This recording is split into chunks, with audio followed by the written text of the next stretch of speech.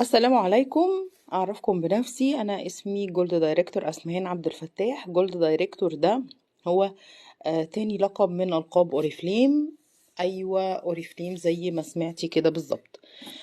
أوريفليم هي شركة بيع مباشر، تمام، تعمل في مجال البيع المباشر. والبيع المباشر هو إني آخد المنتج من الشركة بسعر المصنع بدون أي وسيط. تجار التجزئة والجملة اللي في النص دول بيحطوا هامش ربح كبير جدا على المنتج، فالمنتج اللي بيتباع ب10 جنيه بيبقى تمنه الأساسي 2 جنيه.